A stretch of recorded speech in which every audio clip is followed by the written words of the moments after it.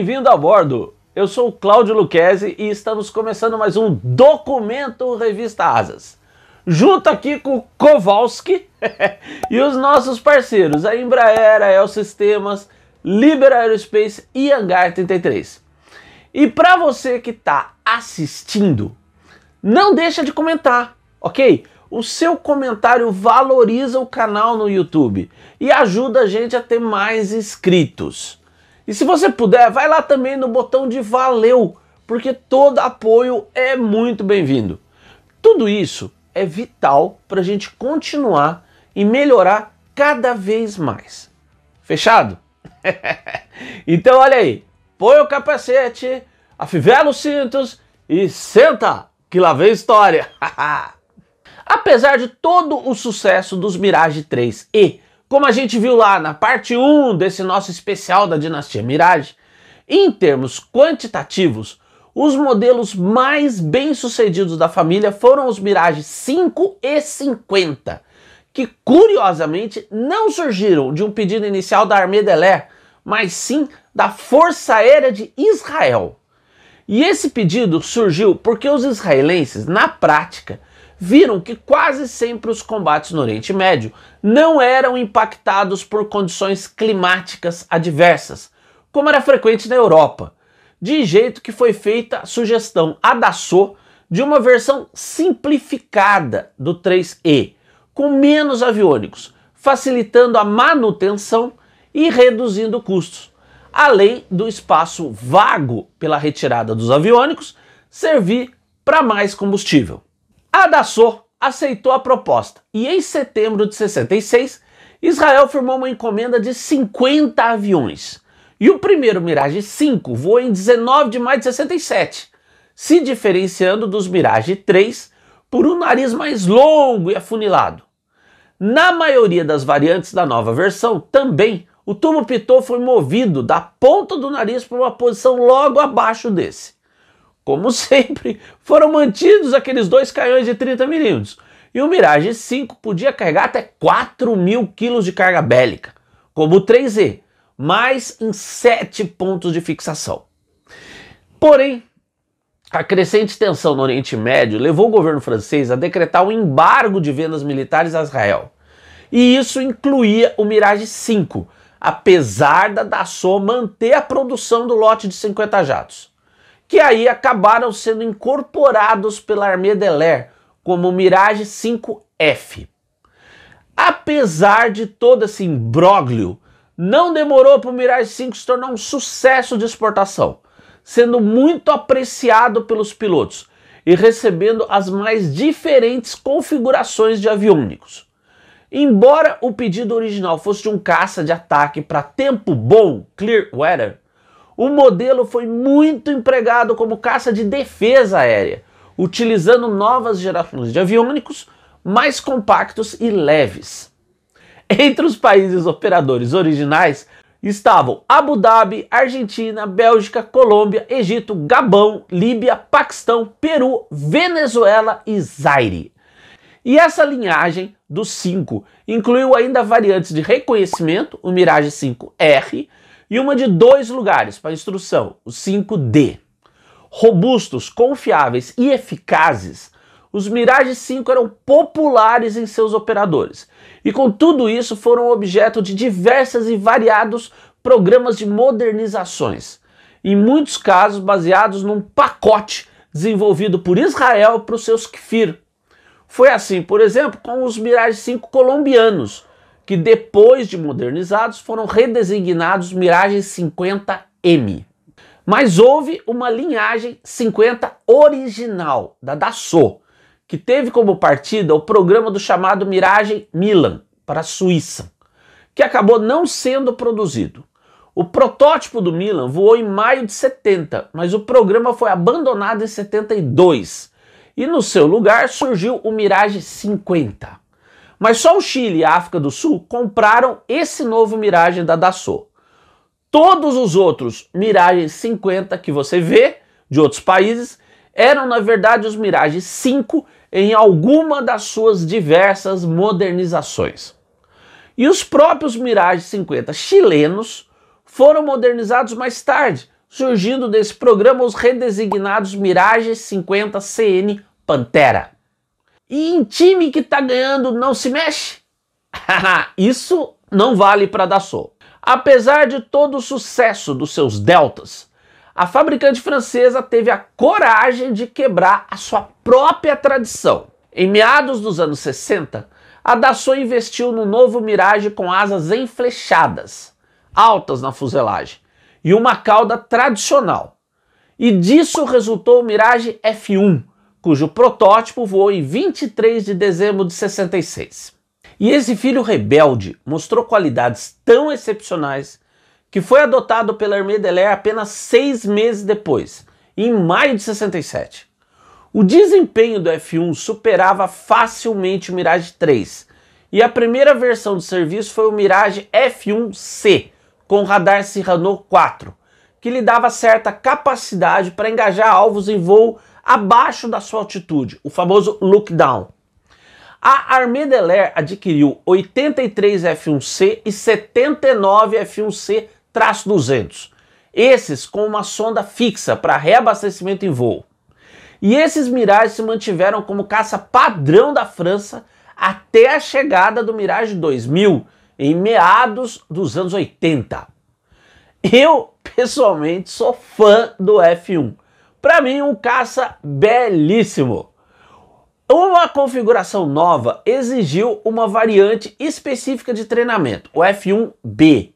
E do caça básico inicial, o C, logo se desenvolveu uma linhagem própria, com uma versão aperfeiçoada, o F1E e o seu respectivo biplace F1D, uma versão simplificada de tempo claro, o F1A, e uma versão de ataque tático, F1CT, além de uma versão própria, claro, de reconhecimento, o CR-200.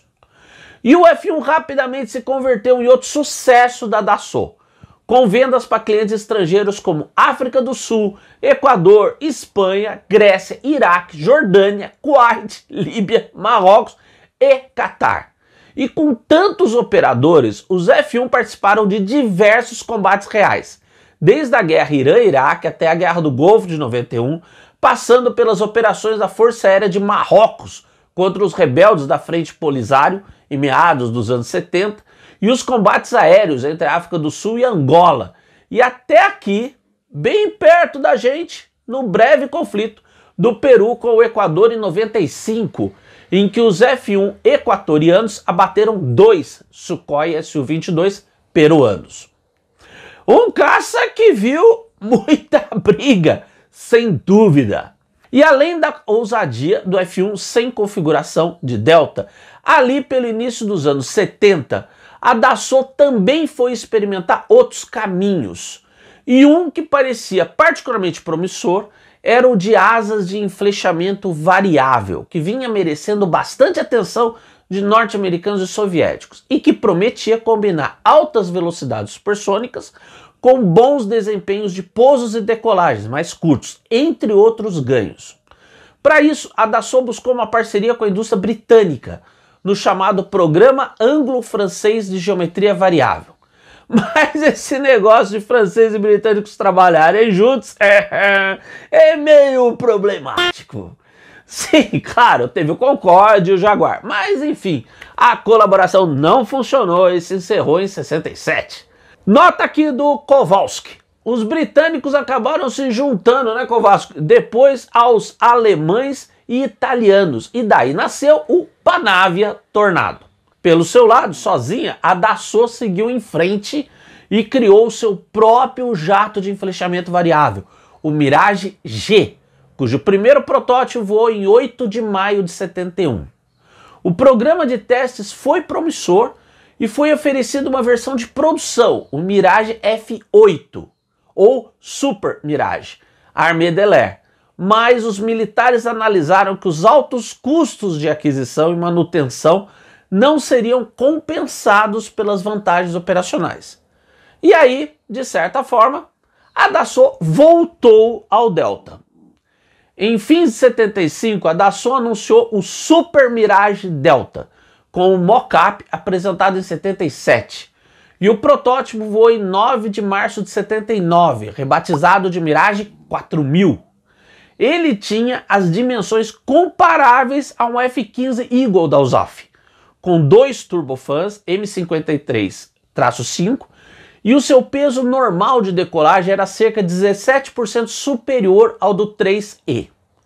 Mas, mais importante, ele trazia toda uma nova geração tecnológica, com canards móveis e comandos de voo assistidos por computador, o Fly-by-Wire, FBW. E nos testes de voo chegou a Mach 2.2, tendo uma carga bélica prevista de 8.000 quilos, em 11 pontos de fixação. Mas, com tudo isso, o 4000 não atraiu o interesse da Armée de l'Air. E aí vale aquela máxima de que não se compra avião militar que nem o país do fabricante opera. Então, em meados dos anos 80, o programa foi abandonado. Mas o programa deixou muitos ganhos tecnológicos, como o domínio pela Dassault dessa tecnologia Fly-by-Wire. E esse caminho aberto pelo 4000 levou à última e mais avançada geração dos Deltas franceses, o Mirage 2000. Com o abandono daquele Mirage F8, a Dassault tinha continuado a buscar, atender a necessidade cada vez mais urgente do seu maior cliente, a Armée de l'Air, de um caça multifuncional de nova geração. Mas até a França tem seus limites orçamentários. Então, com muita sagacidade, a Dassault investiu no novo Delta que a gente poderia chamar assim de uma versão de bolso do Mirage 4000.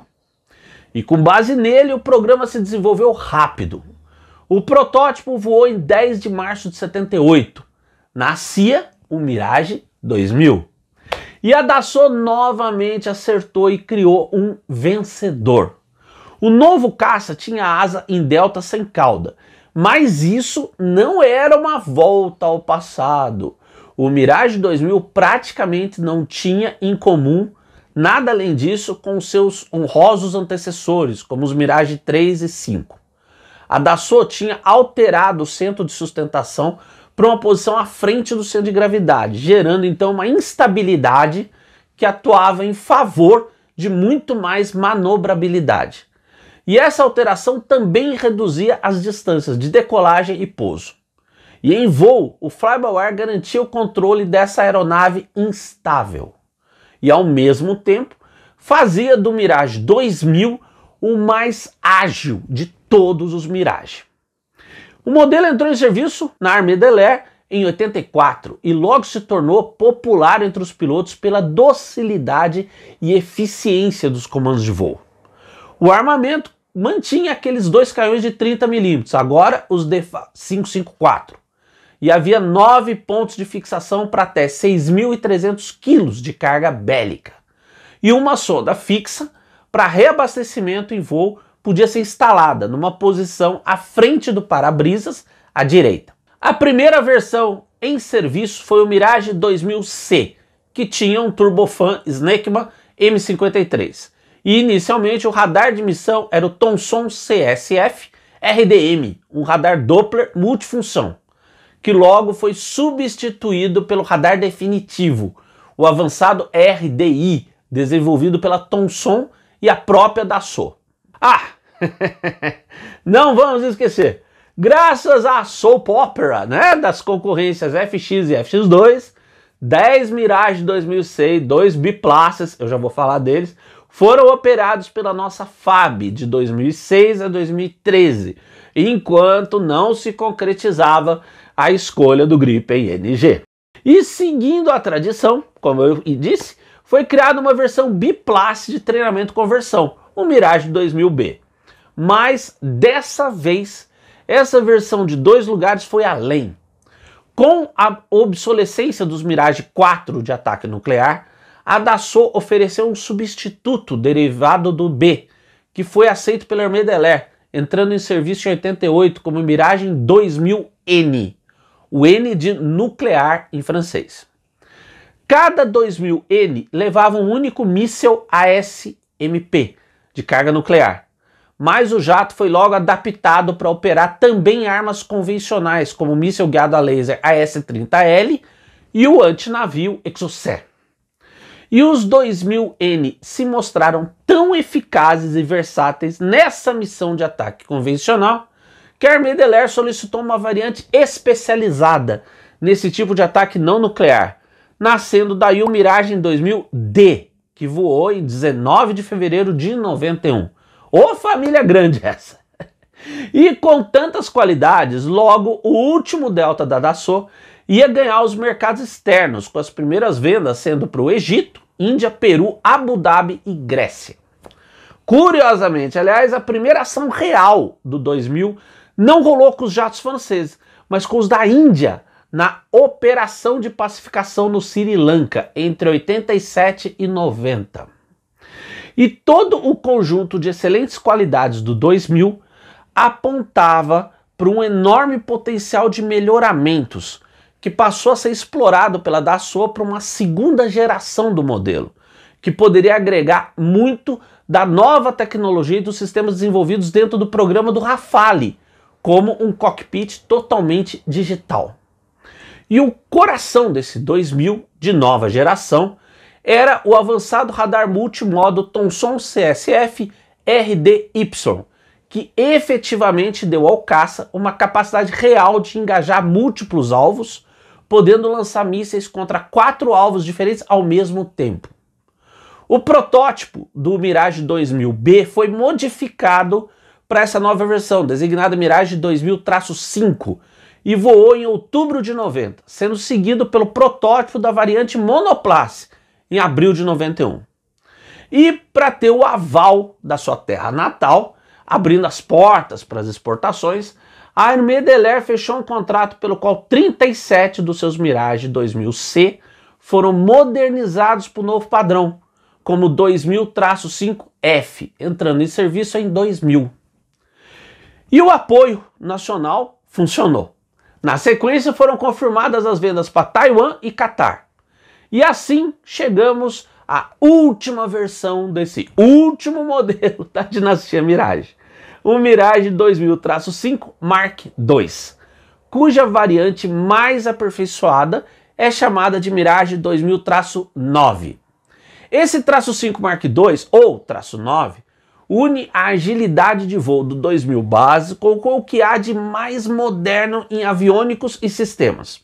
Os aprimoramentos na eletrônica de missão incluíram um data link para o direcionamento dos mísseis Arar MK-EM, a adição do pod de aquisição mira de alvos por infravermelho e a adoção do radar de abertura sintética Thales RDY-2, com várias capacidades ampliadas, incluindo para ataques ar-solo.